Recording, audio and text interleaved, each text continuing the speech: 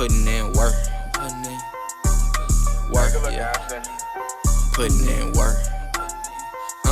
I thank God for the favor when the money come. Half for the time, tax fees, and sufficient funds. What I gotta do to get ahead. I'm on to something. What I gotta do to get. Welcome to the Modest Sports Show, home of your college athlete, where we're player-led and player-focused. I'm Corey, and today we have a very, very, very special guest. Help me welcome Brittley Humphrey to the show. Nice to meet you. Nice to meet you as well. And so I love the like a lot of the things I was able to learn about you just doing research. Mm-hmm. And so we're not too far from your old stomping grounds. We're right around the corner from Hoover High School. But you know, I always like to start off with an icebreaker question. Okay. Oh gosh. So, for you, my icebreaker question is, who's the best hurdler between you and Marlon?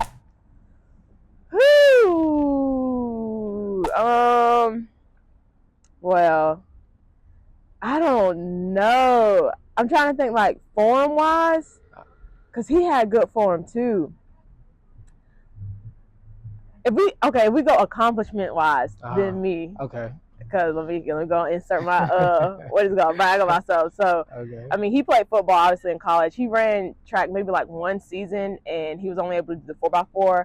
But we both made the World Youth team, and he got second, and I got second. His was in Ukraine, I was in Colombia. Okay. But I went on. I made it to Olympic trials, and I won SECs. So right. I guess me by default, since he didn't really get a chance. So I would say myself, as far as high school, like he made it to Brooks PR, which was like a real popular meet. I made it to Brooks PR.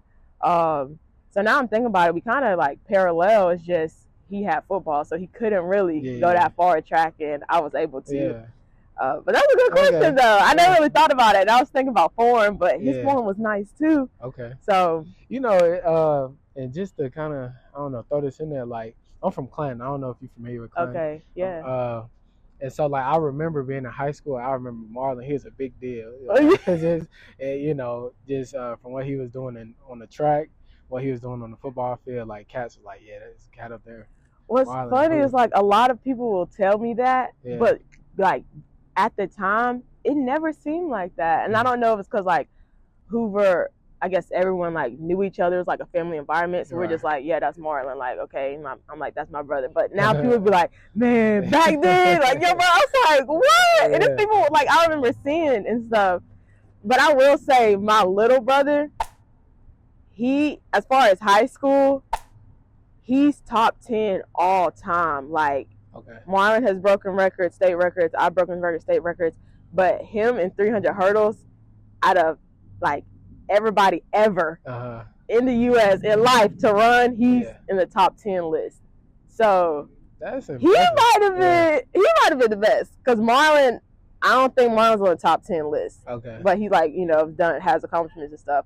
But yeah, I actually found that the other day. Yeah. Because I coach at Hoover now too, and so the athletes, like, they tell me stuff, and I'm just like, wait, what? Mm-hmm. I'm like, okay, yeah, I didn't even know that. I wanna dive into that though, because like that's like just your whole family pedigree, right? Like, I guess I don't even know where we would start, because like you could go all the way back with your dad at Alabama being a 2-time All-American, or we could go to your childhood. But since this is about you, I want to go to your childhood. What was it like just growing up in that family? Like, you know, everybody playing sports, your dad, you know, just like, how did they breed athletes like yourself? So, our parents never told us that they were like great athletes. Yeah. So I remember going to school and my classmates would tell me stuff about my dad. And I'm like, what? And I go back home and be like, Dad, somebody said this, somebody said that. And he'd be like, yeah, that's true, that's true. And I'm like, what in the world? And I know in elementary school, my dad, the first time he came in, had lunch with me, the teachers would come up to him and like want his autograph. Yeah. And I was like, what in the world? So I couldn't wait for like my dad to come eat lunch with me at school. I was like, because I was like, man, he's famous. But as far as like the sports side, there's this elementary track meet. And so like I did it, and I remember it, and like I always knew I was like faster than the boys, like growing up and stuff in middle school. But that track meet, that was the time when I was like, man, I kind of like track. Like, and there's this thing with hurdles called a 3-step, like where you take 3 steps in between. Okay. And my very first race, I 3-stepped, and like, I was like, oh, that's normal. Yeah. But now seeing people, like, that's something that's so hard for people to do and get. And I think that we've just made it that way. Like, if we took away the difficulty of it, it's like people would do it. But since it's been something that's like kind of hard, and so we all started track, I guess, at the same time. We were just different ages. Like, I think my oldest brother was in high school. I was in elementary school, and it's like we all started track. And I mean, I don't know, I guess since my family is so competitive, I never looked at anything as like, oh, I'm special, or like, because it's like, okay, well, my older brother, he win it too, so my younger brother, he win it too. So yeah, that answers the question. And we're kind of like in that regard very similar, because I played at Kentucky. Me and my younger brother played at Kentucky too. Oh, that's he's at State now. I graduated last spring, but he's at State. So he's a safety at State. His name is Jacoby Albert. And then I have 2 younger siblings. They're 10. They're a set of twins. It's a girl and a boy. And the girl is very big in track. Yeah, she's went to I think last year they went to Drake University in Idaho and something. And so like I've said this, we've had other track athletes on the show. I'm with her since we moved up here. Like we grew up playing traditional sports. I played basketball, football, baseball, stuff like that. Since we moved to Birmingham, though, she's gotten into track specifically, and like learning about it and kind of how it, how it's organized, and it's a serious thing. I didn't realize until she started going to track meets in Atlanta, like how serious track is really taken. They take it to a whole nother level. But also the fierce competition and the intensity of the sport. I didn't really realize it, because track really wasn't a big deal growing up. I just was unaware. So I guess like what are some of the biggest things, right? Like as you transition through the sport growing up, like what were some of the biggest things that you've learned running track? And also, how did your family in that competition, in that environment, benefit you on the track? I think I'll start, I guess, with the second question. Being in the family that I'm in, it benefited me in a sense of work ethic, because being as talented like as we are, I didn't have to practice sometimes, like, and I could still win, but seeing them work, like, that made me want to work even harder. And I know early I wasn't working hard at practice. I was probably in 4th grade. And my dad got on to me. He was like, I don't care if you win, I don't care if you lose, but you gonna work hard. He was like, I'm gonna pull you from practice and you'll start working hard. And I was crying and everything. And literally from that day, like, it just a whole different thing. Yeah. I'm like, man, he told me, I was like so sad. But I think that helped because, again, like, when you say you go to Atlanta, it's still the same way. Like, they take it to a whole nother level. And so growing up, it's like, yeah, I could win in, like, in Alabama or at my high school, middle school. Yeah. But going to Atlanta, like, you had to really be on your A game. Dang, and I forgot the first question you asked. Just kind of, what did you learn? What did I learn?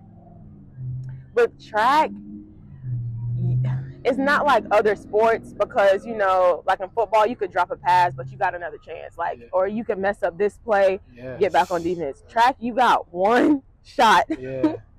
Like, there's no redos. There's no, okay, let's like try over again. Now, I mean, you have the next track meet, but as far as like that time, and so you have to find a consistency and like a flow for you. And I didn't even learn this until college, that things like that matters. Like every meet day, like what are you eating? Like, what do you do mentally? What do you think? And just finding that consistency, and you notice that that'll translate into your performance. But just like doing stuff and like not thinking about it and being careless, and then you running terrible, and you like, why? And it's like, well, you don't have no structure at all, to your day.